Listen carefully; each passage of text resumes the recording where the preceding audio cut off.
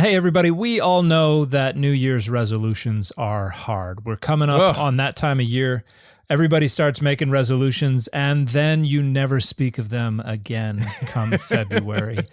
All those gym memberships. Yes. All those hard workers out there in January who don't show up again in February. You ever tried to get out of a timeshare? Yeah, try getting out of a gym contract. That's a nightmare. But what if you made your resolution something automatic that you just had to get started up in 5 minutes and then was working behind the scenes the rest of the year?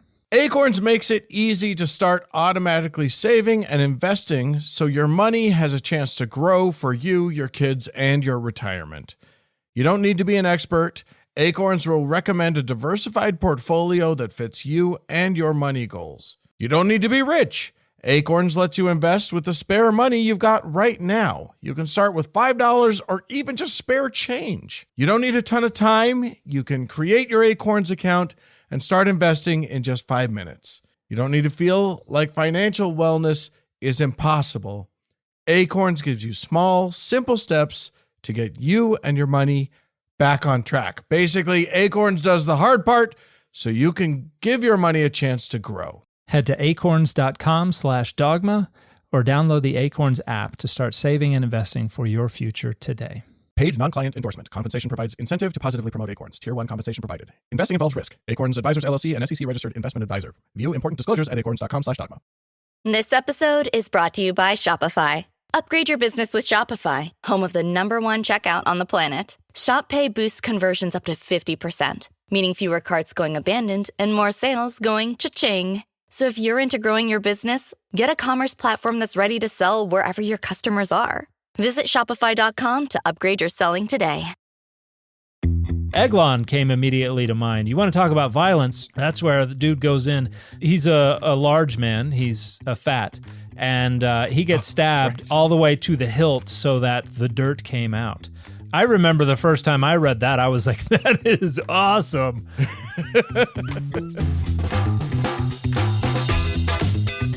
Hey, everybody, I'm Dan McClellan. And I'm Dan Beecher. And you're listening to the Data Over Dogma podcast, where we increase public access to the academic study of the Bible and religion and combat the spread of misinformation about the same. How are things today, Dan? Things are great. Things are good. We survived the holiday season. Yes, most of us. Which I think is a very good thing. Now it's coasting. Until the light comes back, it's just keep your head down and get yourself through it. Yeah, we've got the first few months of the year are always weird, especially January, because now all of a sudden I'm like, taxes. Don't say that. Don't make me think about that. But I'm also like normally April, I'm like, I dread April. But this year my book's coming out at the end of April, and so like 2024 was the busiest year of my entire life, and April and May of this year are going to be busier than all of 2024. Oh, I imagine. So, and I'm gonna get caught up in it. So there we go. It's gonna be a lot of fun though. We're gonna coming have a great to time. a city near you. Yeah, yeah. So don't hesitate to reach out to us and let us know that you want us in your fair city, and let us know maybe even let us know a few venues that you think we could book. That wouldn't be too expensive and that would hold 100 or 2 people. I had, in fact, last night I was on a live and I had a few people say Philly. Oh, I love Philadelphia. I haven't heard Philly yet. So I have not been to Philadelphia in a long, long time. It's a great city. So that was a new one. But we're going to have to make plans for that shortly. In the meantime, however, we haven't booked anything. No, nothing is booked. But in the meantime, we have a show to record. We do. That is from what I understand. We're going to be doing 2, I think, really fun topics this week. Yeah. Both of them under the same category. We're calling these segments Above the Law. Yes. We're gonna get legal. First, we're going to talk about what you have told me is called the Covenant Code. The Covenant Code. And you'll explain that. Yeah. And then we're going to talk about book banning. Book banning. who's related to Steve Bannon. Yeah, I was going to say that's his brother, right? Yes, we're going to talk about banning books, and there are laws happening all over these United States. And we're going to talk about the book that this show is about might run afoul of some of those, and we'll get to that. Yeah, and but has run afoul, and at least one instance has. In and multiple people are instances. like, we got to do this over again. Yeah. So look forward to that. But let's start off with Above the Law. Dum, dum, dum. And here I picture like a freeze screen. I don't know if you've seen Above the Law, but like Steven Seagal throws somebody through a windshield of a car. And then it's like shows him like looking through the windshield, and it's like a freeze screen. It's like Above the Law, and so that's what I get a lot of mental imagery in my head. Like every time I say covenant code, for some reason I picture Samwise saying "share the load." That little slow motion close up of his mouth. Only he's going covenant code. I don't know why. Maybe. I don't know. Right. It might be because we watched all of the Lord of the Rings shows over the holidays with my 12-year-old. And I just got her started on Rings of Power last night. And now I'm thinking Johnny Cash. Rings of Wow. Oh, I probably can't sing that, but this is a great view into Dan McClellan's brain. It's a mess in there. But anyway, the covenant code is a term that scholars use for a more or less consistent collection of texts in Exodus. The broadest designation would cover Exodus chapter 20, verse 22, so right after the end of the Ten Commandments, all the way through to chapter 23, verse 19. But a smaller designation, more restricted look would be chapter 21 verse 1 through chapter 22 verse 16. So there are two different scopes of what this covers, and that's probably because scholars have different theories about how it came together as a collection. But in my opinion, and the opinion of a lot of scholars, this is the earliest legal material in all the Hebrew Bible. So like 10 Commandments, that came together over a few centuries, and is probably, because we've got the Sabbath in there, this is probably exilic in its final form. You're talking about Exodus 20 and the first part of Exodus 20. You're claiming, hold on, wait a minute, let me just be clear about this. You're claiming that God did not give those laws to Moses on a rock on Mount Sinai. That is what the data indicate. Okay. And you know, you can look in Exodus 24. This is one of the ones I love pointing people to. It's like, so Moses went up the mountain. Turns out Moses had to go up the mountain, so Moses went up the mountain. Anyway, then Moses went up the mountain. Like it's a very choppy narrative. But so the covenant code is probably the earliest bit of legislation that we have in the Hebrew Bible, and things in Leviticus, things in Deuteronomy, even some stuff in Numbers. These are probably later renegotiations of what's in the covenant code. They're expanding on it. They're changing some of it, and we're gonna talk a little bit about a few of those instances today. But but we're gonna start. I think it would be a good idea. Did you find anything in chapter 20 that you wanted to look at, or did you want to get into 21? I mean, most of chapter 20 is what we know as the 10 Commandments, and people can refer back to our episode about that if they want to hear us talk about that. And then the very end, it just talks about sort of the altar and how you're supposed to make an altar, and you're not supposed to chisel it. It's just a rock. Well, and I like verse 23. You shall not make gods of silver alongside me, nor shall you make for yourself gods of gold. It's like, well, we know you just told us that. You literally just got so mad at us about that. We got it. And that's the very first commandment from the 10 Commandments, which just came 20 verses earlier. So exactly. You can tell there's a bit of a literary seam here. Yes, indeed.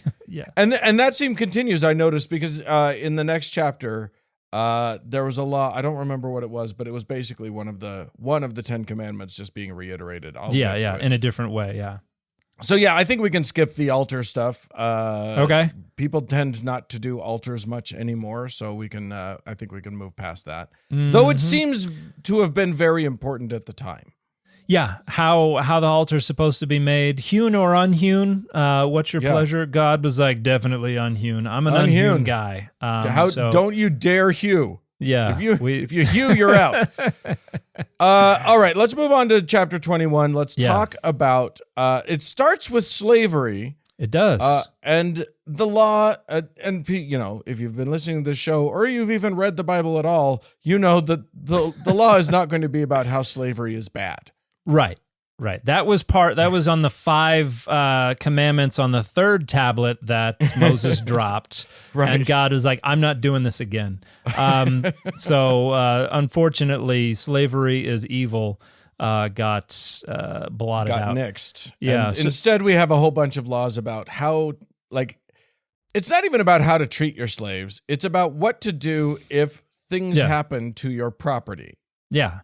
And it starts with, when you buy a male Hebrew slave, he shall serve 6 years, but in the 7th he shall go out a free person without debt.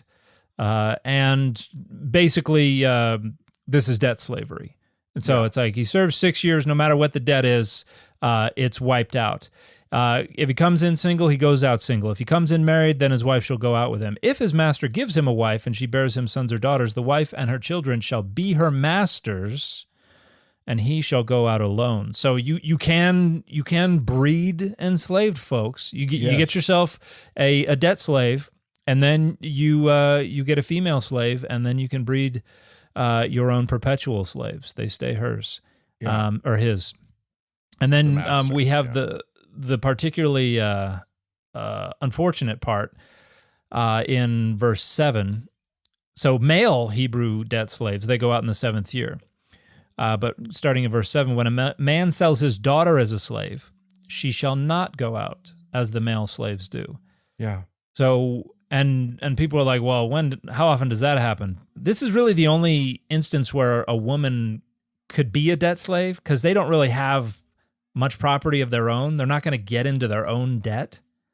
Well, this doesn't even sound like a debt slave, because it's a man selling his daughter. Well, to cover his debts. To cover his debts. Okay. Yeah. So this is, I can't pay this bill for renovating the bathroom. And he's like, well, you got that daughter over there. Yeah. He's like, how about the younger one? And so according to Exodus 21, only male debt slaves go free in the 7th year. Female debt slaves are perpetual debt slaves, and the reason seems to be that they're basically concubines or sex slaves. That's the only reason you have a female debt slave. And verse 8 says, if she does not please her master, who designated her for himself, then he shall let her be redeemed. He shall have no right to sell her to a foreign people, since he has dealt unfairly with her. And an interesting so weird. It is very weird, but there are some things to note from this. So there are some protections that are being offered here. So she's a perpetual debt slave as a concubine or a sex slave, but he's not allowed to sell her to a foreign people, which would suggest that he could sell her to other Israelites. Yeah. So she could enter the slave trade as a perpetual debt slave and then get sold to other folks. So but it also suggests that there was a thriving, like, foreign slave trade. Yeah. Like, that was just, it's clear that this was very common in that era, in that area. Yeah. And then we have a few more verses, and it makes it sound like everybody's in on this. This is just something that's going on. If he designates her for his son, he shall deal with her as a daughter. Basically, if he's going to make her his concubine, he's got to treat her as a wife, and if he's like, if he doesn't treat her appropriately, then there are some protections offered to her. He can designate her for his son. He has to treat her like he would his own daughter. If he takes another wife to himself, he shall not diminish the food, clothing, or marital rights of the first wife. In other words, he can't, demote her if he takes on another wife. And if he doesn't do these three things, she goes out without debt, without payment of money. In other words, there is a circumstance where she is released, and that's if her master doesn't treat her right. But she is still and women as property is kind of a theme that runs through this, even if they're not debt slaves. Like, women are kind of property. Yeah. Well, marriage is, and we talked with Jennifer Bird about this, marriage is taking a woman, it's purchasing her sexual availability and her procreative capacities from another man, basically. Right. So and we get to that. Because immediately after that, we start to get into immediately after that, we've got violence, and we should get into that. Let's do that first. Okay. This is where we get, I think we talked about this when we discussed abortion a while back. And one of the relevant passages that we talked about is here, because there's a whole bunch of stuff about like striking when a slave owner strikes a slave, male or female. So yeah, and I want to talk about those verses when we're done. Yeah, we'll get right back to that. Let's just get into this moment where oddly, it's the weirdest thing. It's not if you purposefully punch a pregnant woman. It's if two people are fighting, they happen to be in a fight, and a pregnant woman's walking past and gets like whacked and falls down, and she's fine, but she miscarries the baby. Mm-hmm. Then they have to pay. Then you have to pay some money for it. But if she's not fine and she dies, then eye for an eye, tooth for a tooth. Right. Hand for a hand. Yeah. Burn for burn. Yeah. Lex talionis, or talionic justice, which is the retributive justice due to the perpetrator, what was done to the victim. Right.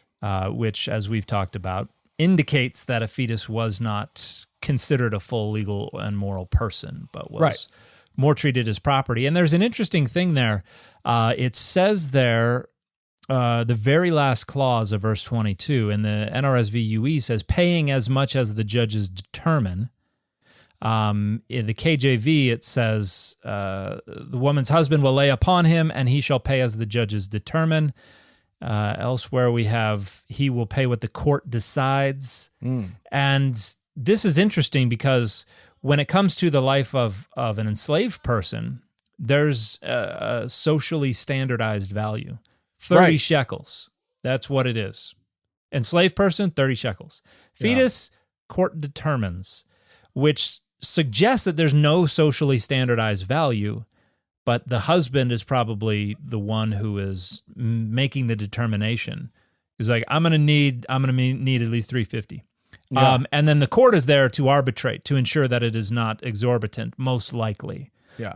It's not perfectly clear because the word there that they're using, pelelim, is a very rare word, and so we're not exactly sure what's going on there. But that seems to be what that means: is, hey, there's no standardized value. The husband's like, I was really looking forward to this one, so I'm going to need a little bit more. But it is, it's a pretty, it is a pretty harsh system. Yeah. If saving more and spending less is one of your top goals for 2025, why are you still paying insane amounts of money every month for wireless? Switching to Mint Mobile is the easiest way to save this year. As the first company to sell premium wireless service online only, Mint Mobile lets you maximize your savings with plans starting at $15 a month when you purchase a 3-month plan. Yeah, we've been doing this for two of our oldest daughters for several months now, and it's been incredibly low maintenance, very easy.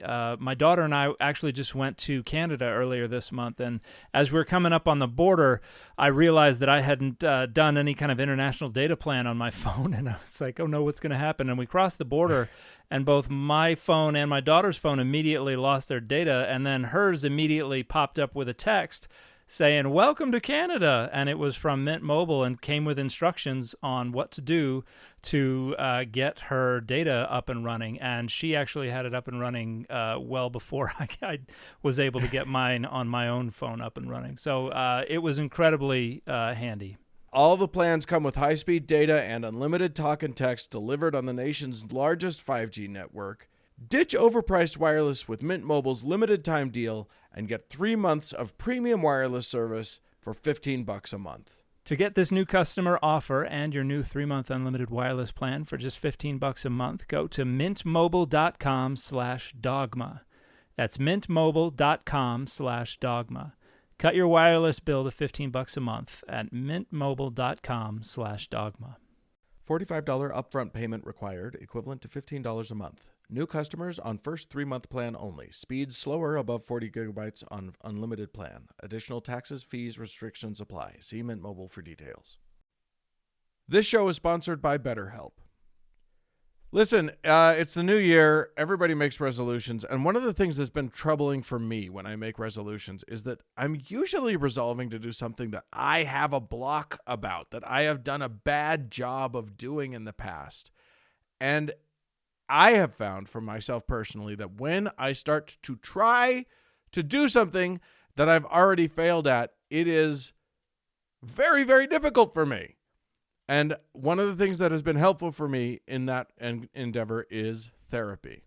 It's been about a year now since I started going to therapy, and it's been something that I've always thought, I wonder if this would be helpful. And my wife and I finally decided to pull the trigger together last year on this.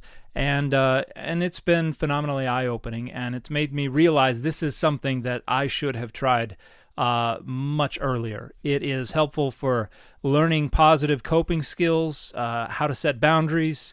It really empowers you to be the best version of yourself. And it's not just for people who have experienced major trauma. It helps a lot of people understand a little better why they're responding to things the way they are, and what they can do to be more thoughtful and more emotionally intelligent and more emotionally in tune.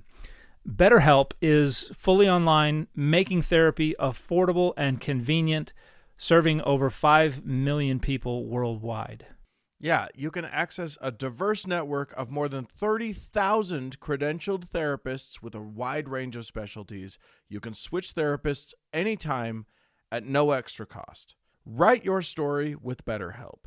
Visit betterhelp.com/dogma today to get 10% off your first month. That's BetterHelp, HELP.com/dogma. The other theme that we're going to notice throughout all of this is that this code gets into weird minutia that seems like so vanishingly rare. Yeah. Like, how often are two people going to be fighting and this pregnant woman's going to walk by? It's right. Just like, how often could that possibly have happened? Well, and this gets into the famous Goring Ox Law, and that's in this chapter. But one of the things that it highlights is that the covenant code is not an original composition. There were not some Israelites who were like, you know what, I got an idea, let's write all this down. And it certainly did not descend ex nihilo from the heavens on a tablet or anything else. They're actually borrowing from Hammurabi's law.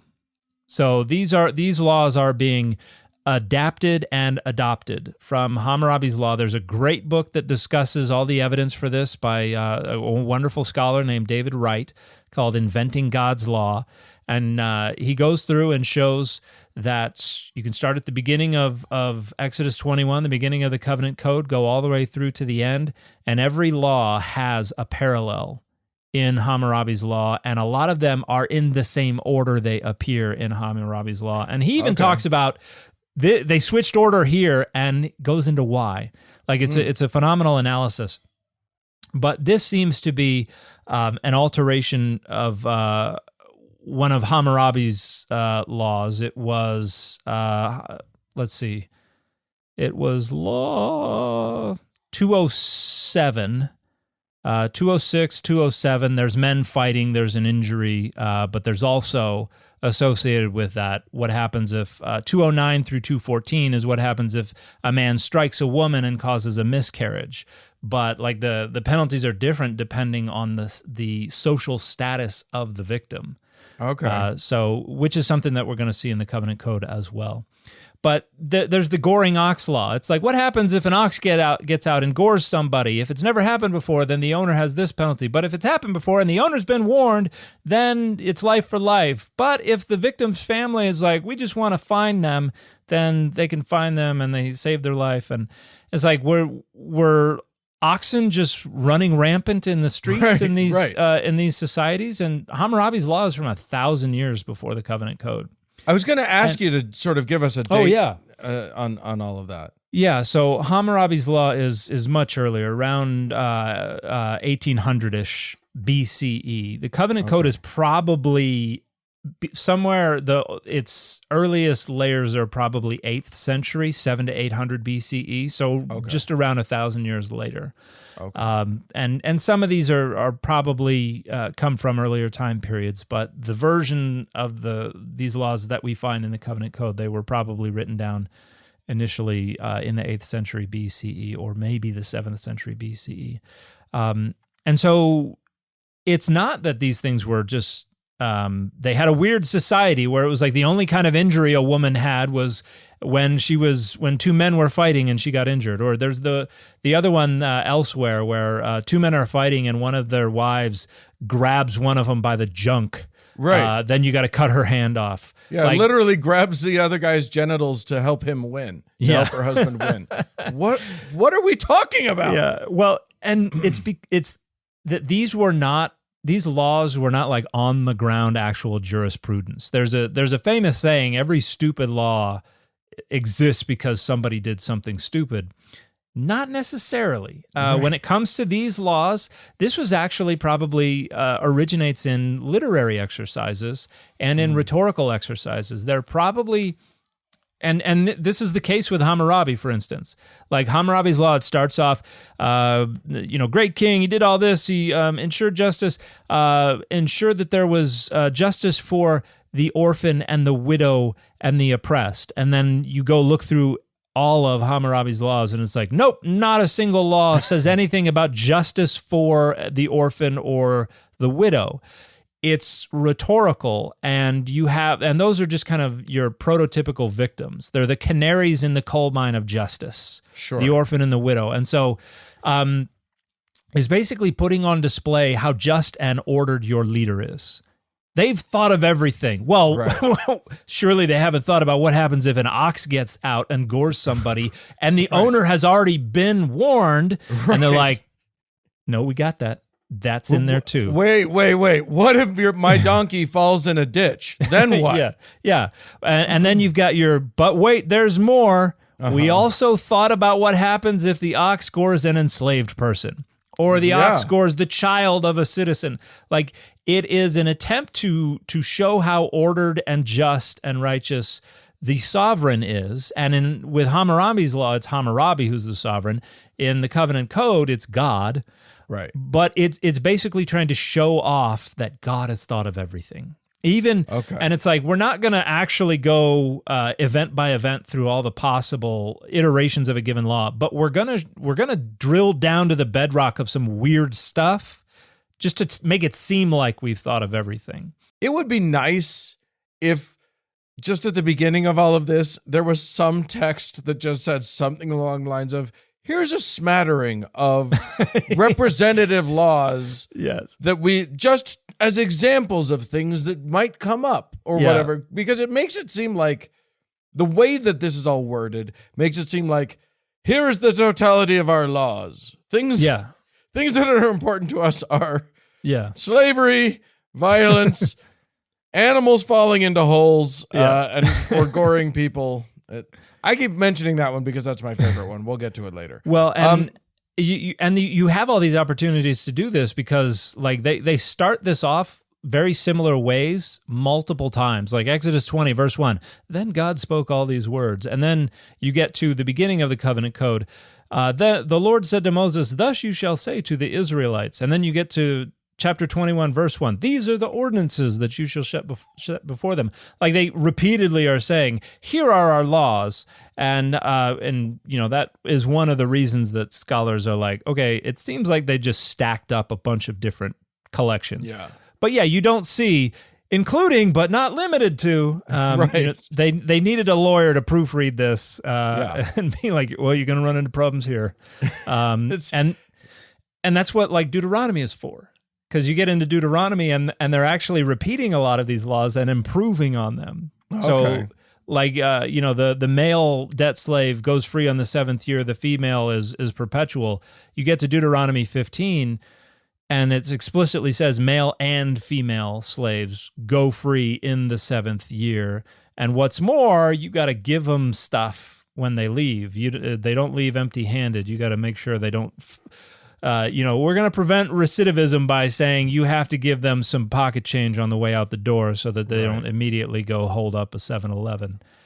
So Deuteronomy is like, oh, we did it better this time around. But there was one that I wanted to look at. Oh, yeah. Did you have something you wanted to? No. I was just going to say that you wanted to go back to some of the violence earlier in. Yeah, in you know me, chapter. I'm all about violence. Yeah. But Exodus 21:16, I made a video about this recently. Whoever kidnaps a person, whether that person has been sold or is still held in possession, they shall be put to death. That's what the NRSV UE says. The Hebrew is literally, and the stealer of a man, if he sells him or is caught in his hand, shall be put to death. Okay. And this is interesting because people who say, well, the 10 Commandments says do not steal. A lot of people say that is prohibiting kidnapping. Interesting. Now the verbal root is the same, but ganav. But here it's stealing a man, so it's more explicit. But again, they're repeating things. If it does mean kidnapping, but it says ish.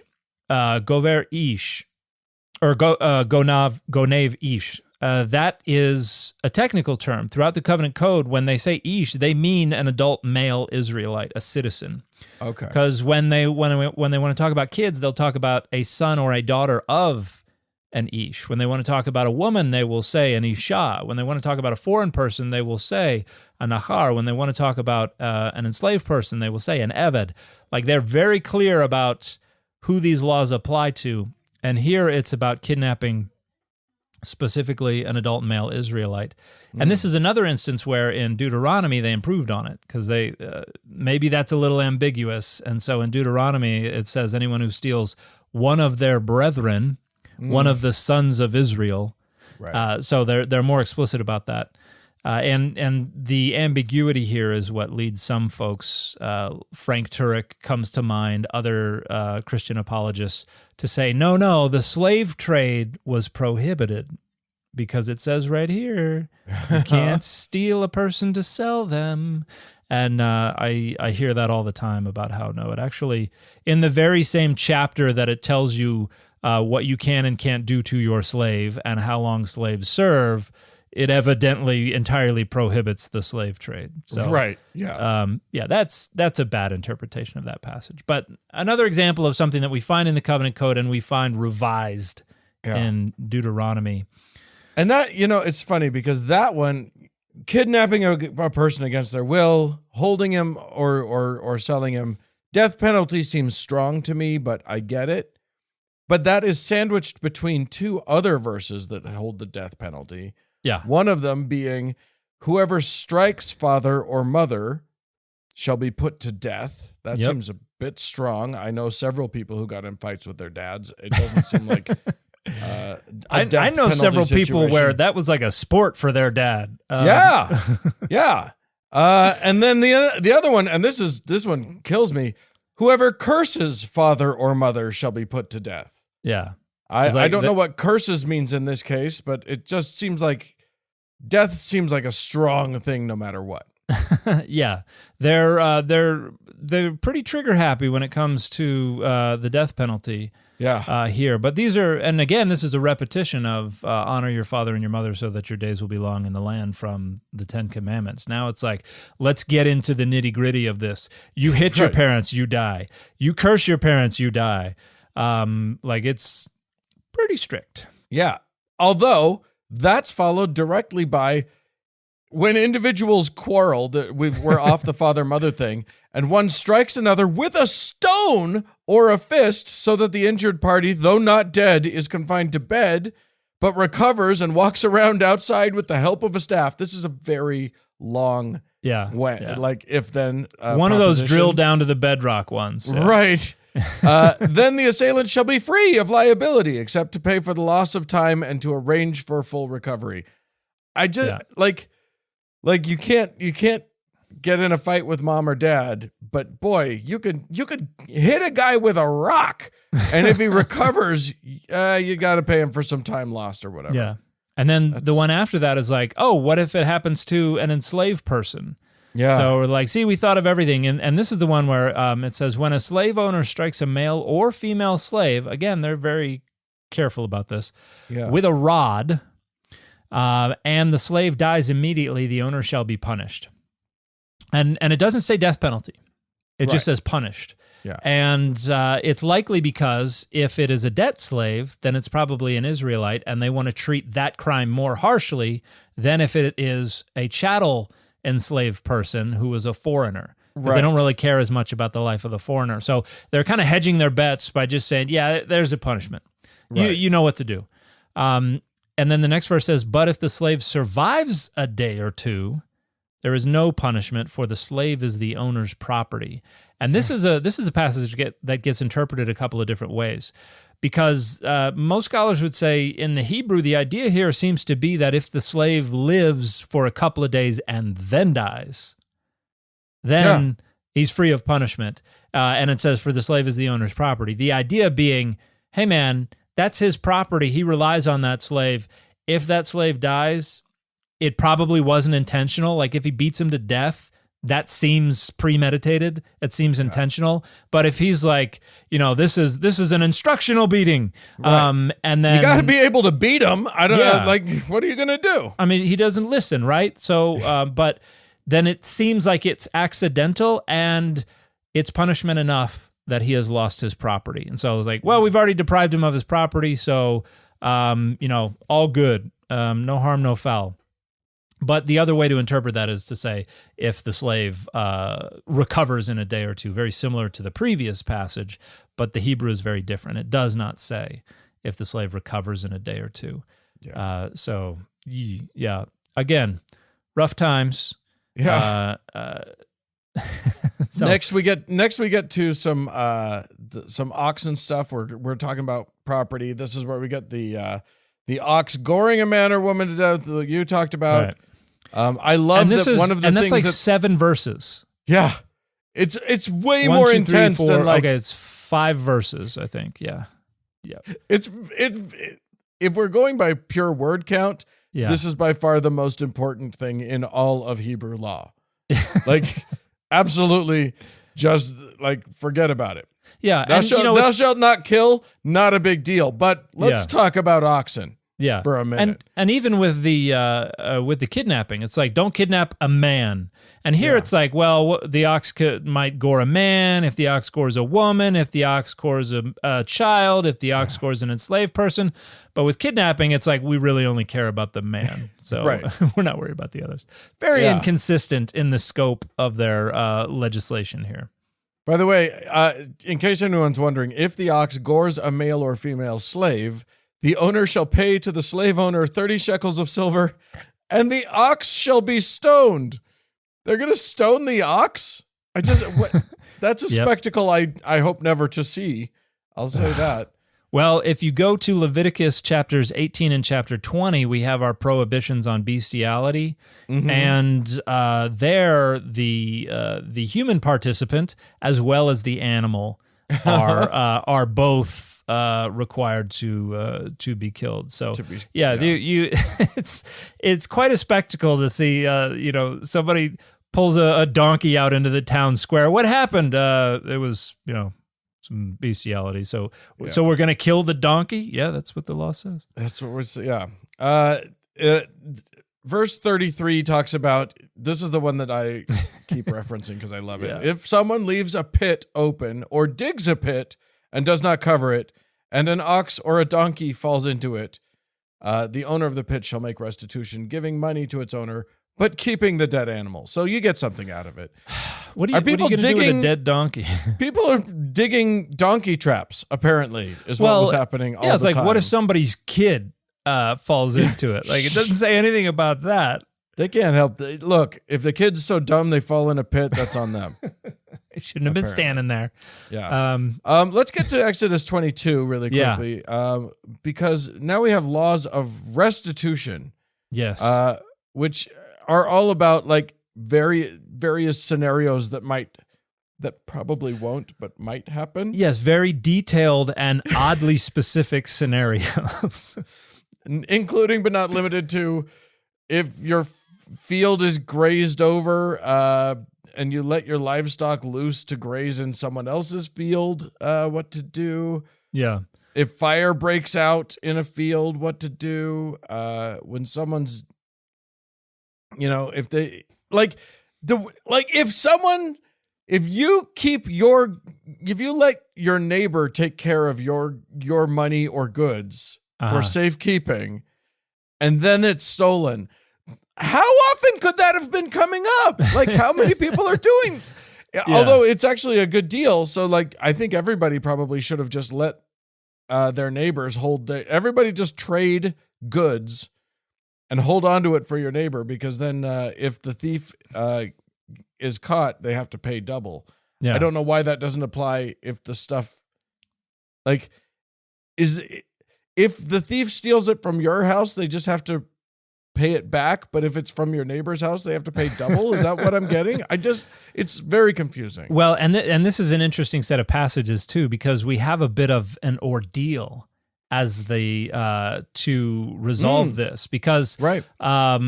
So you're letting somebody borrow something, and you're like, hey, can I have my lawnmower back? And they're like, oh, sorry, it got stolen. And they're like, what?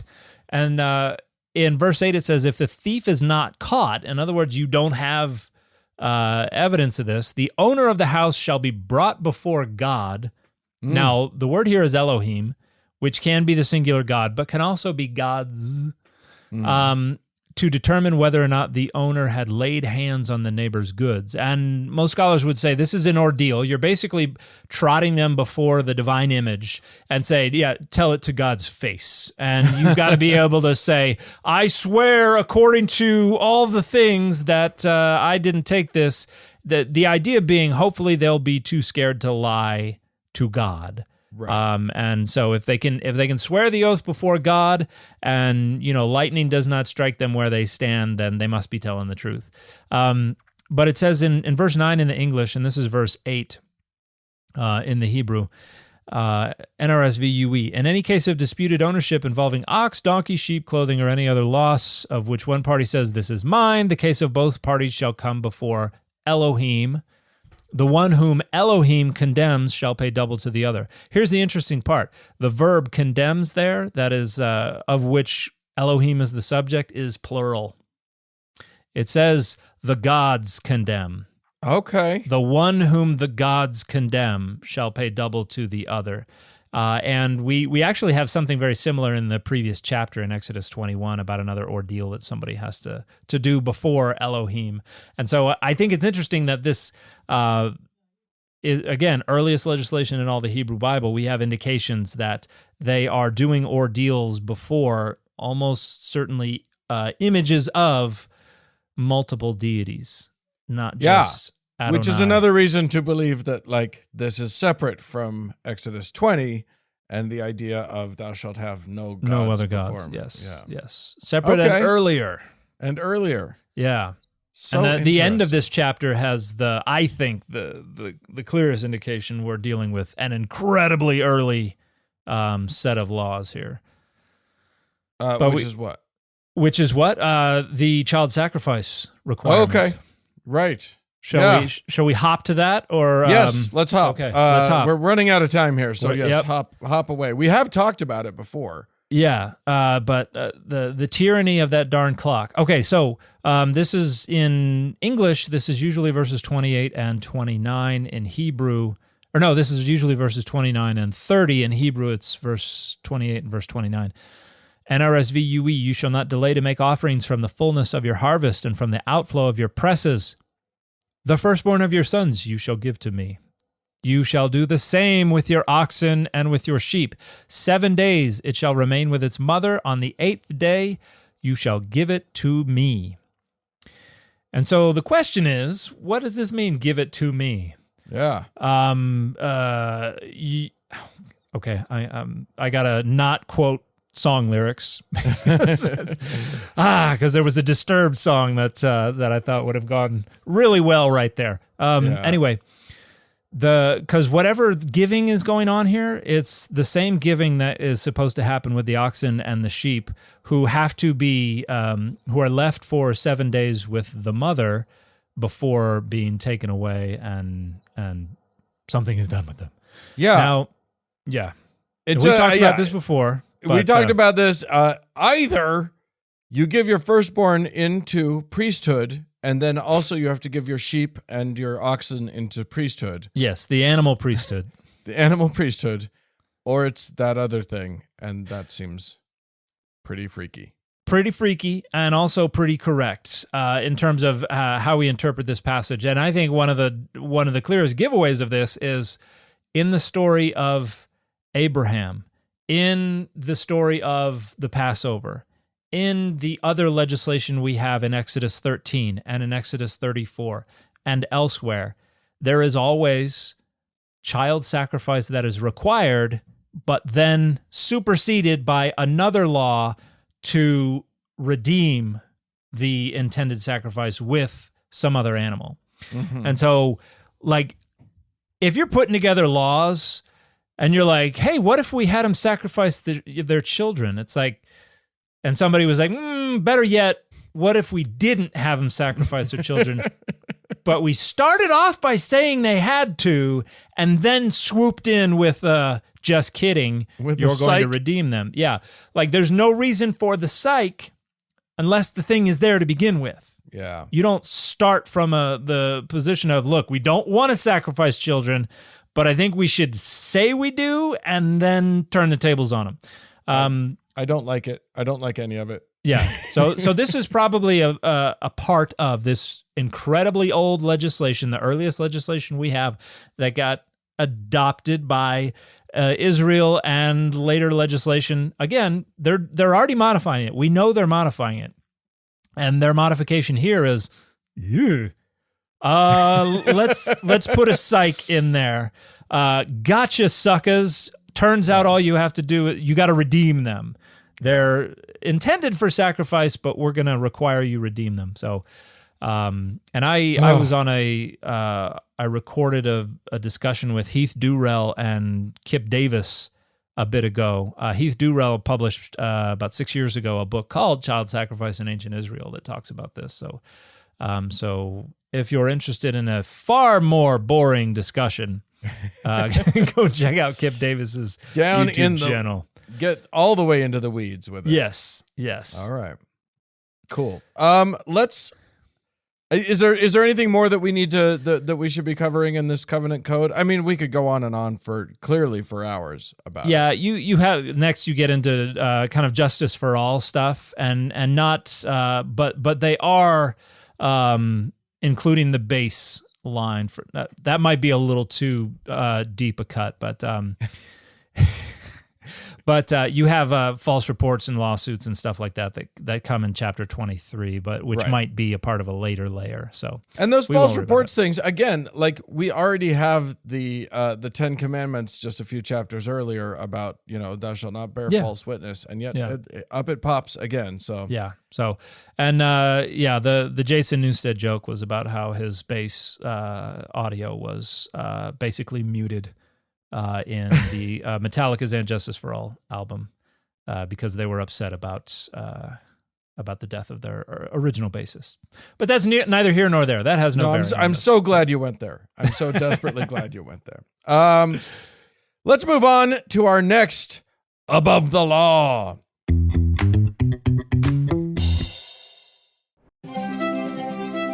My name is Jordan Grummett, and I am the author of The Purpose Code. In my 20 years working as a hospice doctor, I've explored the topic of purpose with individuals on their final journey. And as a financial expert and podcaster, I've challenged entrepreneurs, authors, and CEOs with a simple question: why? What emerged from my extensive research is profound. Purpose isn't just a luxury. It's a vital link to health, longevity, and happiness. Yet over 90% of us grapple with purpose anxiety throughout our lives. How do we reconcile this paradox? With the Purpose Code, I offer a transformative guide that will diminish anxiety, amplify happiness, and help you craft a legacy that endures.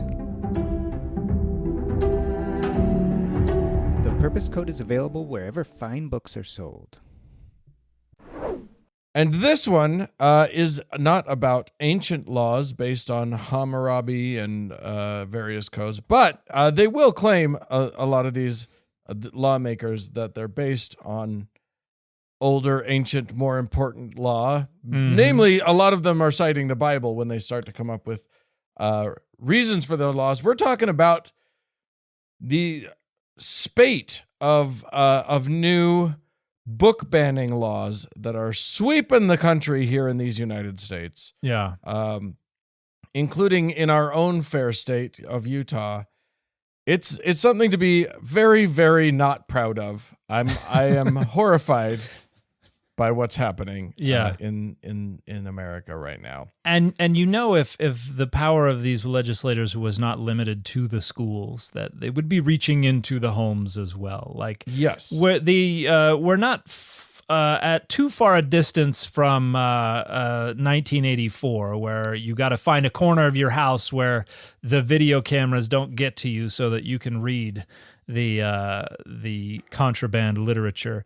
But luckily, they're limited to the things that the state is sponsoring. And right now, however, that is the public education of our children. Yeah, such as it is, and for however long that ends up lasting, we'll see. It's all going to be privatized. It's going to be the education before too long. Yeah. Where everybody will be taught how to code and then kicked to the curb if they're not performing. Right. And they'll be taught how to code and the Bible. Yeah. But one of the sort of funny things that has happened in all of this, as they sort of try to limit the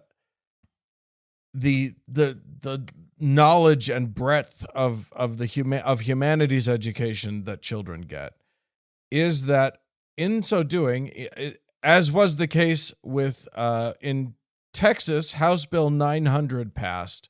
Mm-hmm. And this has happened in many places. I'm just using this as an example. It happened here in Utah too.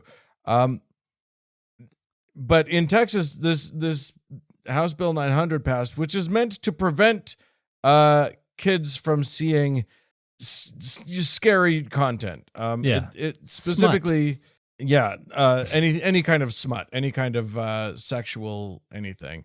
Yeah, which led one superintendent to take the Bible off the shelves of all of the schools. Yes. To which then the state representative of Texas who sponsored the bill wrote a scathing letter to that superintendent saying, "I don't know how you could possibly have interpreted it such that the Bible would run afoul of these indecency laws or whatever, but put it back on," which then the superintendent did. Yeah. So here's the question. And I've looked at there are bills from Tennessee and bills from Iowa. There's bills all over the place. And I wanted to see if this book, if the Bible actually runs afoul of these things. The Tennessee bill was, I looked up, and then they had a section that was about definitions. Mm-hmm. So the Tennessee bill talks about excess violence. Mm-hmm. And they define that as the depiction of acts of violence in such a graphic or bloody manner as to exceed common limits of custom and candor, or in such a manner that it is apparent that the predominant appeal of the material is portrayal of violence. I feel like there's a lot of violence in the Bible. Like, I can remember. I mean, even just there's wars in which violence is. Is there like explicit violence through? Because I tried to remember. There's what's her name stabbing the head of the dude. Yeah. In the tent? Driving it through until the spike hit the ground on the other side. Yeah, there's tons of violence in the Bible. You have all kinds. There's sword play. There's people being burned to death. There's people having their heads chopped off. There's people being run through. You have Saul has his armor bearer kill him, and then David has the armor bearer killed for killing Saul at Saul's own request. There's you have all kinds of violence. David cutting Goliath's head off, which is what.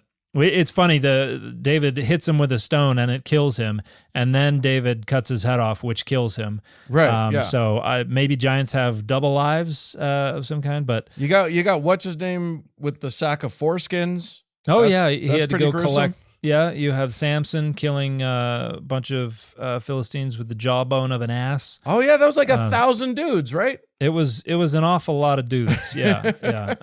All right. Well, the main violence check, violence check, and double check. Yeah, it's a very violent book. And a lot of people.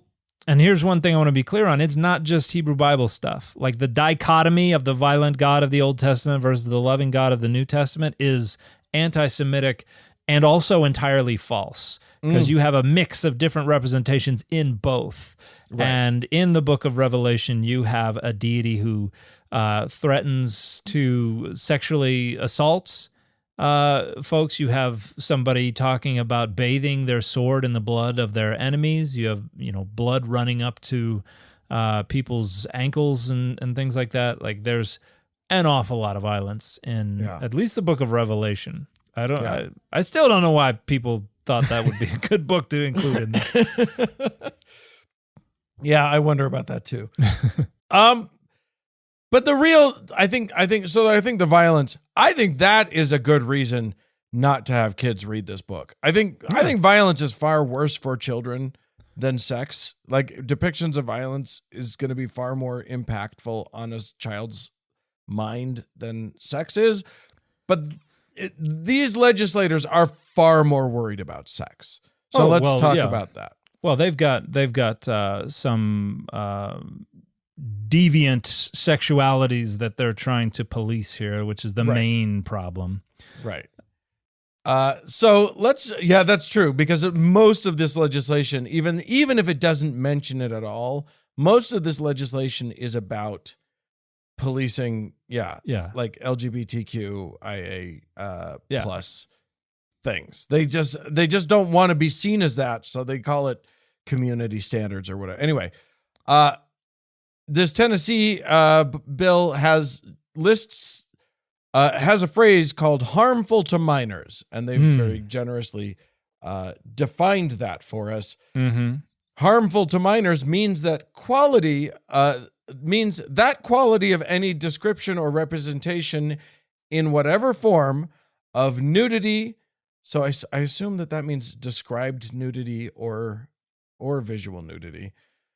Sexual excitement, sexual conduct, excess violence, or sadomasochistic abuse when the matter of performance A would be found by the blah, blah, blah, blah, blah. Anyway, there's a lot of sex in the Bible. Yes. Can you give us some examples of what might run afoul of this? Well, are we including incest in here? Because I think that's a great thing to include. Okay, because I know some of the legislation explicitly calls that out. Yes, it does. And but yeah, we've got in Genesis, you've got the case of we're going to skip over Noah because I really don't think that's sexual in nature. It just talks about the fact that Noah was nude. There's nudity. There's nudity though. But in Genesis 19, you have Lot escapes to the hills with his two daughters who seem to imagine that they're the only humans left on earth after the destruction of Sodom and Gomorrah and the cities of the plains. So they seem to take it upon themselves to try to repopulate the earth by getting their father drunk and engaging in coitus to impregnate themselves, resulting in the people of Moab and the people of Ammon. And this is basically a way to say, aha, you guys suck. You were the product of incest. Right. So they're describing incest in not incredible detail, but being quite explicit about what's happening here. And you have a description of Onan. Who can forget Onan? Poor Onan's great. Sweet Onan, who it says, and we think of it as a euphemism, but it's not really a euphemism. In intercourse, frequently in the Bible, is framed as the man going into the woman. Yeah. Which is not a euphemism. But I think it's Genesis 38 talking about Onan, says every time he would go into his wife, he would spill his seed on the ground. So we've got some coitus interruptus going on, which then required somebody either kick some dust over that, or I don't know what they're doing there, but there is pretty explicit sexuality going on there. We've got a bunch of other. I was just thinking of the book of Judges, but Eglon came immediately to mind. You want to talk about violence? That's where the dude goes in. He's a large man. He's fat. And he gets stabbed all the way to the hilt so that the dirt came out. I remember the first time I read that, I was like, that is awesome. But yeah, that's pretty graphic. Well, we have Ezekiel 23 there's a passage that an awful lot of people really enjoy. Oh, what is the other one? I'm going to have to look up another one because there's a passage that talks about two people. They're named, but they're metaphors for unrighteous Israelites, and it talks about how they love to go down to Egypt where the men fondle their youthful nipples. But here in Ezekiel 23, God is condemning probably Jerusalem. It's always Jerusalem. Yet she increased her prostitutions, remembering the days of her youth when she prostituted herself in the land of Egypt and lusted after her paramours there, whose members were like those of donkeys. And whose emission was like that of stallions. Only I wanted to see what the Hebrew was. Emissions there is a word, zirma, which seems to mean phallus, rod, branch, phallus. So it's at least in Hebrew, it pretty explicitly is saying their phalluses are like the phalluses of stallions. So. In fact, it's the very next verse. Thus you longed for the lewdness of your youth when the Egyptians fondled your bosom and caressed your young breasts. But I don't know how you can get more explicit than that. I mean, that's pretty explicit. Yeah.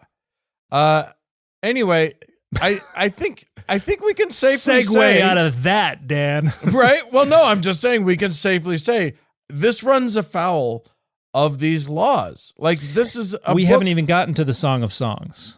Right. Right. That is all about it. I noted that in the Iowa law, which went into effect in 2023, it says no sexual acts can be depicted in any book for all of K through 12. That's kindergarten, 5-year-olds through 12th grade. For seniors in high school, 17-year-olds, sometimes 18-year-olds in some places. Right. So they can't. So we're protecting them all the way up to 12th grade from sexual acts, except for religious texts. Because they thought, we see them coming. We're going to make sure that the Bible's safe. Yeah. But that exception is a dangerous one, considering the fact that the Kama Sutra, for crying out loud, could very easily be considered a religious text. I think whatever state it says that in, somebody needs to go put a Kama Sutra in the library. Absolutely, man. If you're in Iowa and you want to mess around with some people, just demand that the Kama Sutra be in the maybe don't do it in an elementary school, but get that thing into a high school. Yeah, definitely get it into a high school there. I mean, you remember Field of Dreams, right? Like there's a part where they're at a PTA meeting.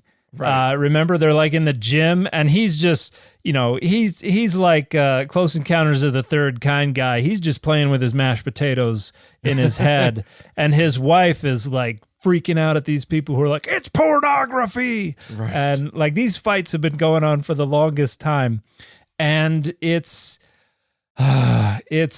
so depressing that we've gotten to the point where they're like, oh, we want to keep this stuff away from kids. Hey man, your holy book says that stuff. Okay, we want to keep this stuff away from kids, but we're making an exception for our holy book. Well, it has to be all holy books. Okay, we're going to keep this away from kids, but we're going to write in an exception. We're going to do a little carve out for any holy books. But really we just mean the Bible, because that's all we care about. And the ignorance, the historical ignorance, the just the malice of trying to shape public education so that everybody will end up being a Christian nationalist. Right. Just infuriating. And it always backfires. It always goes wrong. And also, I think part of the reason I wanted to talk about this is that the fact that the Bible is so clearly, so explicitly runs afoul of these laws, and yet they want to insist that the Bible be in these schools, proves the hypocrisy of their position. Yeah, and not only that, they insist that the Bible will... that we need to require the Bible be taught in all classes. Right. Because that will result in a more moral people. It's like, well, no, it'll result in people who think slavery is okay and that women are property. Right. And it will result in a lot of, a lot more insurrections at the Capitol. But what it's not going to result in is moral people. Yeah, telling a story about how it's okay to be, for a high school kid who's worried, isn't sure what's going on sexually, a book that makes them feel okay in their own body, that's going to help the morality of this country infinitely more than saying, hey, read the story about Onan. You got to read this. That's I mean, pure and utter nonsense, for lack of a better word. What you're talking about is like there are books that are like literally written for teenagers at their level. It's not to save their lives, to help them with their own burgeoning, to help them understand what's going on in their own bodies. And these people are worried about, are banning those books. And, because they say the word gay in them, and, half of these bills are nicknamed the Don't Say Gay bills. But so things that would give them real life knowledge that would be helpful and useful to them are banned. And then this book, which is like, it's a valuable book, and it's a book that I think I'll be honest, I don't think it's appropriate at all to give to children. Right. But like late teens, let them start looking at this book. I think that the Bible's an important book, and I think there's no reason why they shouldn't. Yeah. But if we're talking about what's actually appropriate and good for children, especially before high school, this book is not okay. Yeah. And what's unfortunate is we mentioned it earlier, but I think the driving impetus here is they want to be able to control whether or not you're allowed to say that it's okay to be gay in public spaces. That's what frequently this is all coming down to. And increasingly, it's okay to be trans, and trans people exist. Basically, they don't want anyone who is growing up thinking they might be gay or trans or something like that being told that's okay. They want to be able to beat into them, or at least condition them to think that it's not okay and that they need to change.